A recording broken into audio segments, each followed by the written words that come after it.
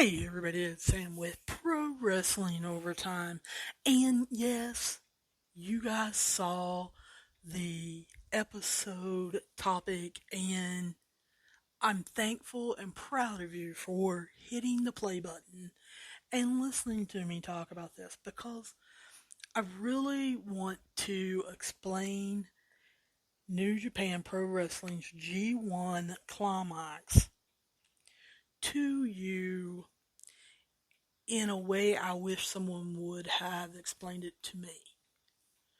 Instead, one person tried to write it out in a Twitter DM, and it was a mess. Um, they got some things wrong. I was confused. I listened to a podcast on it, and I didn't realize that it was more advanced than what I was. And I tried to watch some of the G1 that particular year. I remember getting up at, I think, 3 or 4 in the morning to get ready to watch it and just not understanding things. Not because the commentators were speaking Japanese, which happened to me one year, but also because I really didn't understand it. I didn't understand who the wrestlers were. No one took the time to tell me. But no one explained the tournament to me. And it wasn't a regular tournament. It wasn't like March Madness, the NCAA college basketball tournament, where they have brackets and you can fill out your bracket and all that. It's a round robin tournament. So that's what I want to do in this particular podcast. I want to make this as short as I can, but I also want you to understand it. I wish WWE would put on a tournament like this, or AEW, or I don't even care. NWA, MLW, Impact Wrestling, whoever. I wish someone in the United States would put on a tournament like this because I think it could be beneficial and it would really excite the Americans that would be watching it. Because this is considered one of the most grueling tournaments and events in pro wrestling. When you talk to a lot of wrestlers, they want to be a part of this tournament. Brian Danielson, this is one of the main reasons why he wanted to leave the WWE, is he wanted to take part in this tournament. And so when you hear people talk about the G1, I didn't even know what that meant. What it means is grade one. Grade one climax. And when you hear 32, it is because this is the 32nd tournament held. This is 32 years. It's an annual tournament that is held in Japan. It is a little over a month long. It is with heavyweights, although you occasionally will see someone that looks like they're on the border of whether or not they're a heavyweight or not in it. And the winner, since 2012, has gotten a contract where they get a shot at the number one title in New Japan Pro Wrestling, which is the IWGP World Heavyweight Championship. Now, it is not like the Money in the Bank briefcase. They already know that shot will come January 4th in the Tokyo Dome at Wrestle Kingdom. I believe it's 17 this year. So the winner already knows. It's, kind of wrote in stone. January 4th, Wrestle Kingdom 17 at the Tokyo Dome. Boom, you're going to take on whoever the champion is. Like I said, it is a round robin tournament. Now, I'd hear people say that and I'd be like, whatever. I didn't truly understand what that meant exactly. There's 28 wrestlers in this. They are divided in 4 blocks of 7. So every wrestler that was put into this tournament, they're guaranteed that they'll have 6 matches. In those 6 matches, what they will do is accumulate points. They will take on each of the 6 wrestlers in their block, and they get points. Whoever has the most points in their block after everyone has taken on everyone, then they will move on to the semifinals. It's single elimination then. The semifinals will happen August 17th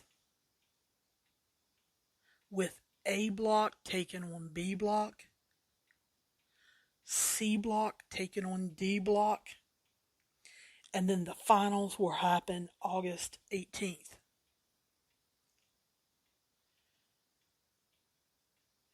So all of the blocks, all 4 blocks, are equally sized blocks.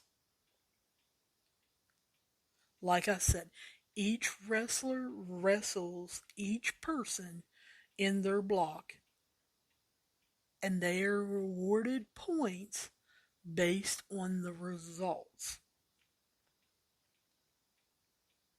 So the point breakdown is you get 2 points for a win. You get 1 point for a time limit draw. Every match will be 30 minutes. And you get 0 points for a loss or a no contest.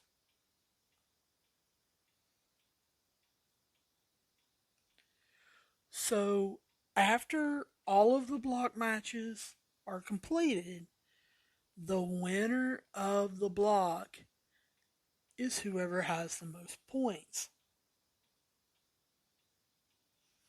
Well, there are almost always ties because you only have a finite number of matches and a finite number of points that you can get. So a lot of times you will have 2 wrestlers tied with 7 or with 8. And if 2 or more wrestlers are tied, what they do is they go to the head-to-head tiebreaker.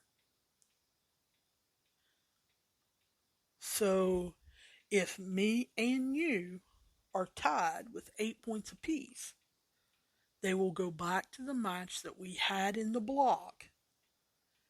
And because I beat you, then I get to be the winner and I go to the semifinals. That's, of course, how it works because it's my podcast. So that is kind of the basics. Like I said, they're 30 minutes apiece. And for me, that's long. I'm just going to be real honest with you. I like my matches between 10 to 15 minutes. Because after that, I kind of get bored. I'll just be real honest with you. I am a product of our generation of technology where I'm doing 2 things at once, and one of them usually has to do with my phone, and I just don't have the attention span. Japanese wrestling is different. Their championship matches in New Japan Wrestling have 60-minute time limits, and a lot of them go to that. A lot of their matches surpass 30 minutes. If you go watch Okada and Kenny Omega from a couple years ago, like 5 years ago, they went like 48 minutes or something like that. It's a good match. Um, I'm not going to tell you it's not. It is a very good match. However, it's long. So the Japanese think these 30-minute matches are sprints. And on commentary, you'll hear a lot of them talking about how fast it was. When they interview the wrestlers before or after the match, the wrestlers will talk about how fast it goes. And I'm thinking, I wanted to bang my head up against that wall. What are you talking about? So, make sure that you understand that. Now, I know that some of you thought of this question because I thought of it when someone was explaining it to me. So I'm going to go ahead and answer it. Yes, they can defeat the champion. Now, what do I mean by that? Remember, whoever wins the G1 gets to take on the IWGP World Heavyweight Champion January 4th. Well, the champion is in the G1. The champion as of right now is Jay Switchblade White.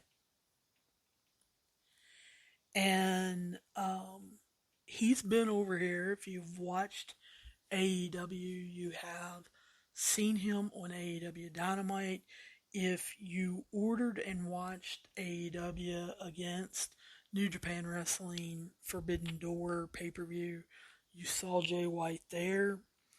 And a lot of times the WGP World Heavyweight Champion is in the G1. Jay White wanted to be in this, and there is a real possibility with the block he is in that he may lose. He doesn't lose the championship. However, if you beat the champion in the block, say, I beat Jay White, before January 4th, before Wrestle Kingdom, Jay White traditionally needs to take me on before Wrestle Kingdom.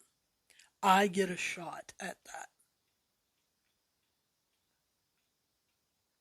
So you can expect Jay White, the champion. Let's just talk in broad terms. You can expect the champion to possibly lose one or two matches. It's happened before. And they'll have, one or two wrestlers that they need to take on before January.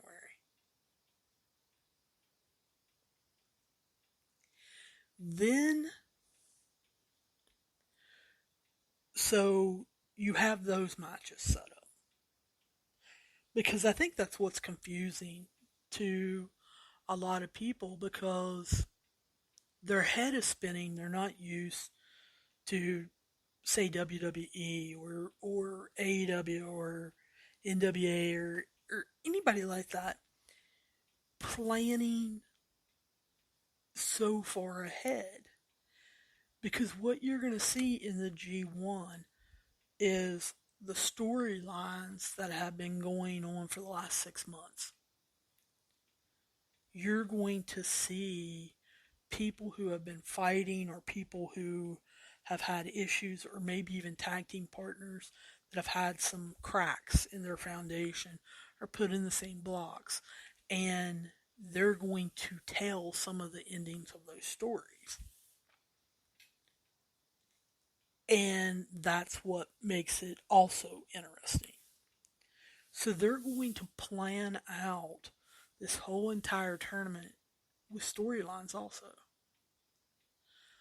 But, like I said, Jay White may get beat one or two times. And then after that, I said he has to take them on again before January 4th, where there's two additional storylines. Well, to also make things even more complicated, but also to get their storyline straight, whoever wins the entire G1 tournament, they traditionally defend their Wrestle Kingdom title shot against any wrestler that beat them during the tournament. So, one of the Americans that is in the G1 tournament is Lance Archer, the Murder Hawk Monster that is from AEW. He is in this year's tournament. Let's say he gets beat twice, but he wins the tournament.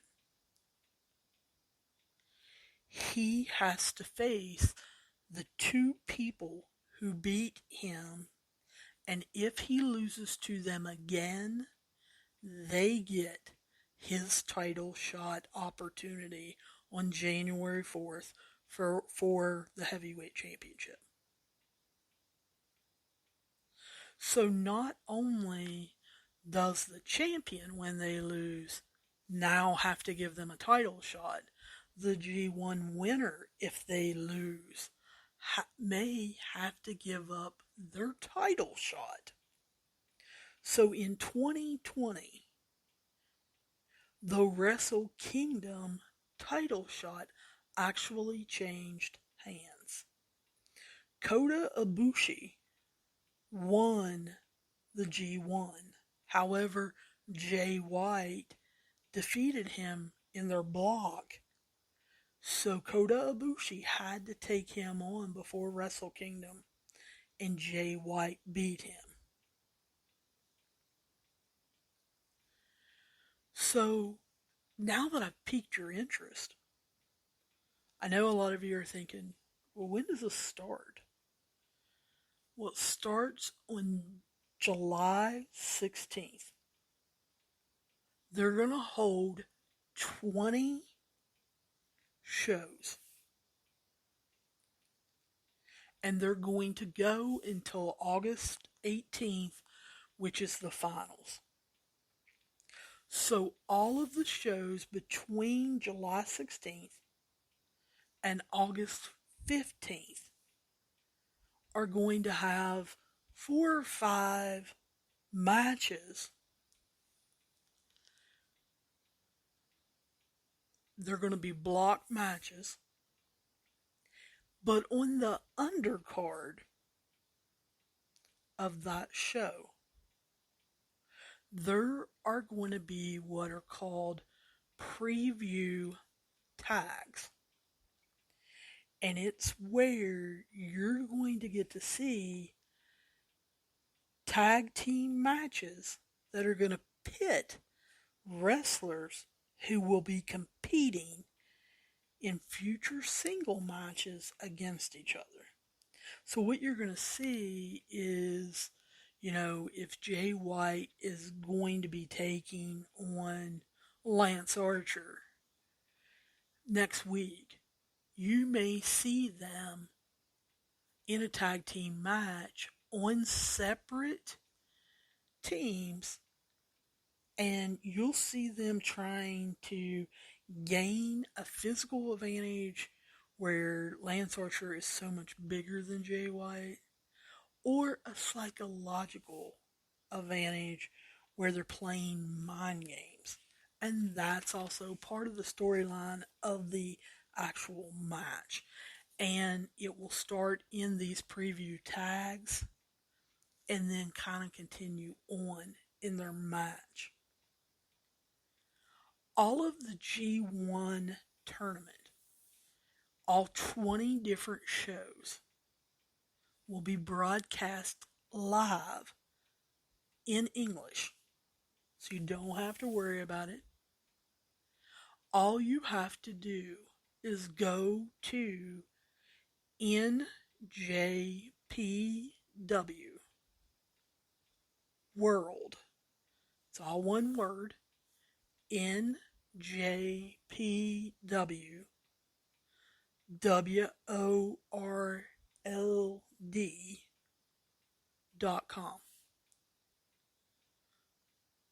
So NJPW, New Japan Pro Wrestling is what it stands for. World.com.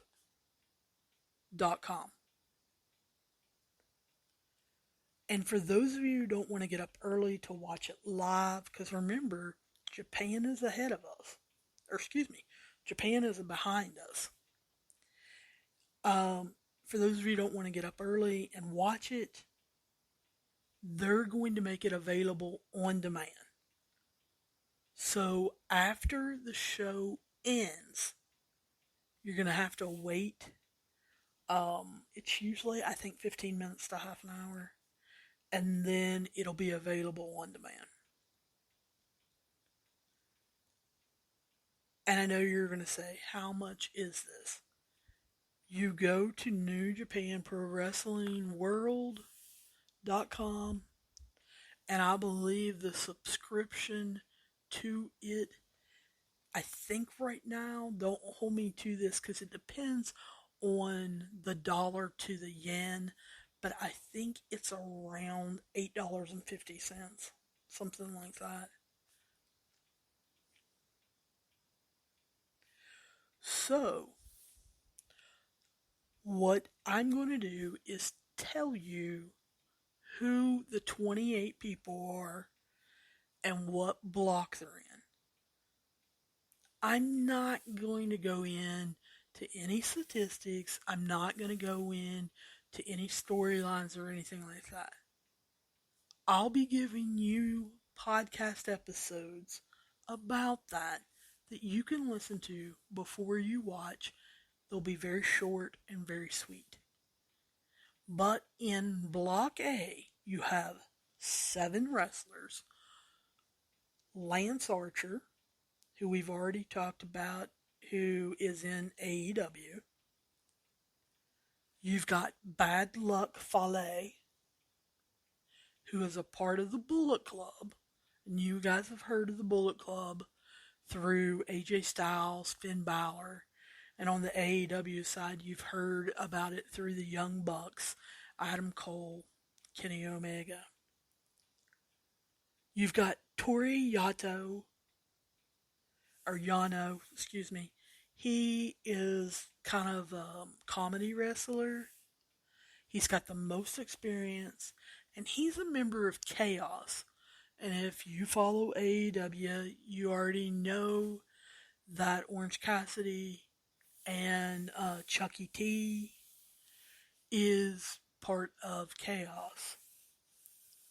You've got Jeff Cobb, who's an Olympic wrestler. He's an American from the Samoan Islands. He has been in AEW before. He was part of Forbidden Door as a tag team wrestler. But he's also been in MLW and Impact Wrestling. You have Jonah. Jonah is formerly known as Bronson Reed in NXT. And this is his first time ever being in the G1. Jonah just got done wrestling for New Japan Strong and Impact Wrestling. Filthy Tom Lawler is this is his first time getting invited to the G1. For those of you who listen to Wrestling Observer Radio, you got to hear Filthy Tom being excited about being invited to this. I personally hope that he does well. I don't look for him to come out of this Block A, but I hope he does well. I think he's going to put on some really good matches. But Filthy Tom Lawler has been in Blood Sports. He has been in New Japan Strong. He is their, or was their never open weight heavyweight champion, and he's been in MLW. The guy that is more than likely going to come out of Block A is someone that you guys should have heard of, and it is Kazuga Okada. Okada is probably the best pro wrestler in the world. And if you have not gotten a chance to watch him wrestle singles wrestling, he is unbelievable. So you need to make sure you're watching Okada. In Block B, you've got Jay White, who is the champion. He's also a member of Bullet Club.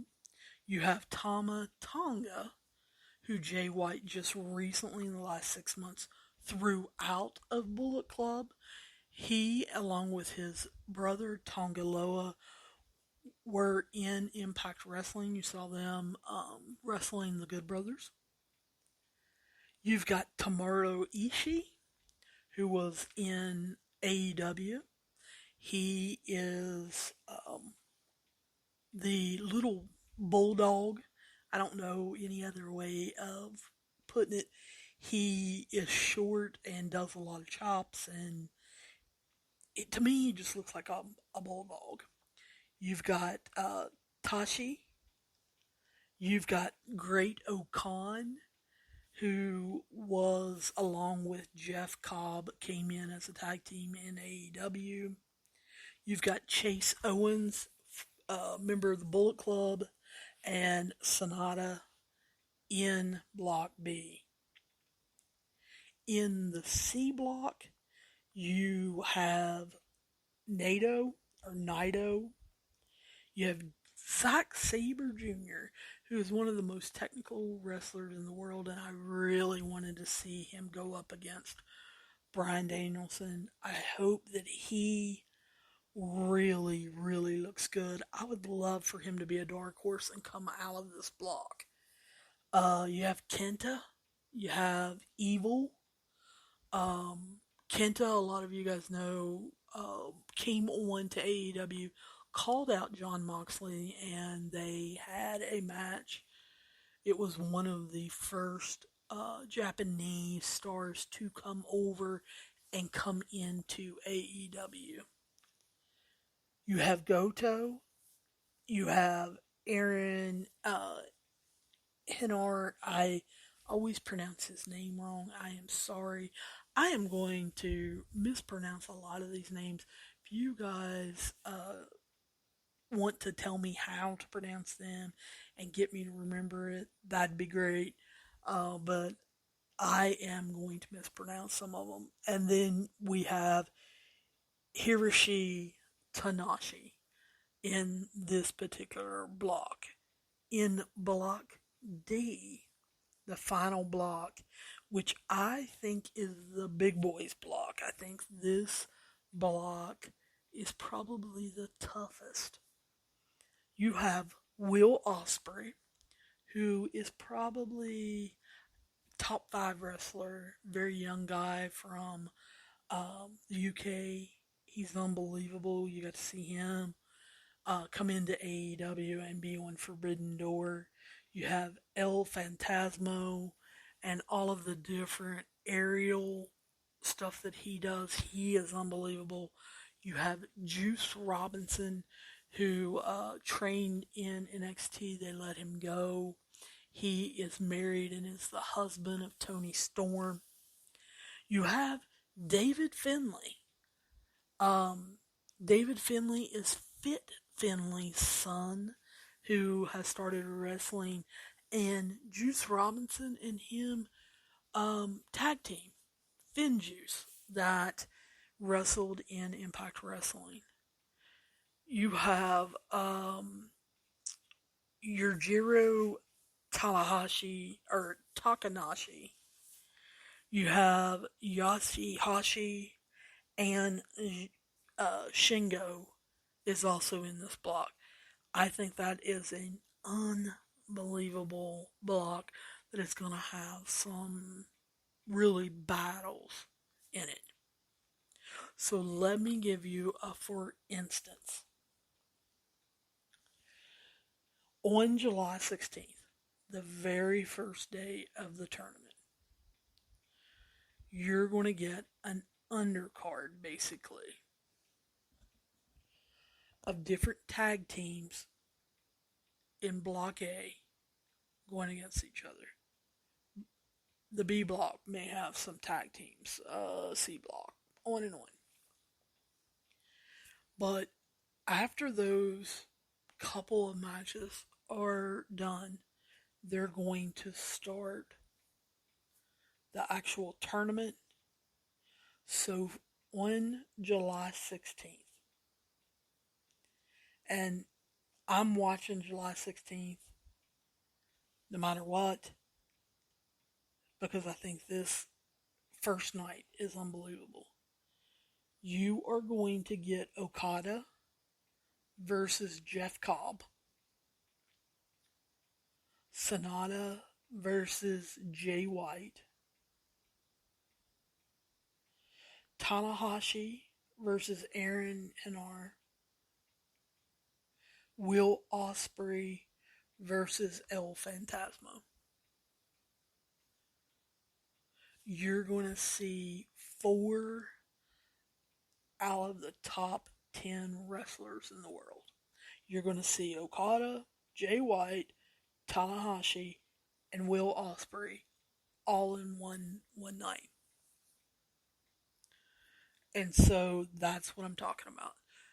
Schedule is on njpwworld.com. Like I said, I'm going to be giving you guys episodes. I'm going to try to make them run about a half an hour. I'm a little bit over right now, but not by much.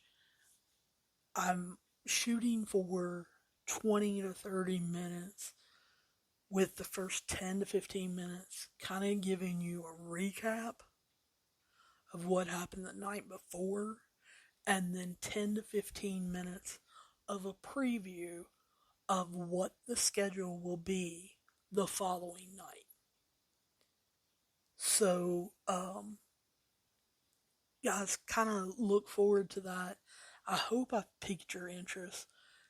I hope that I explained the tournament in a simple way. And I'm telling you guys, I'm excited about sitting down and watching this.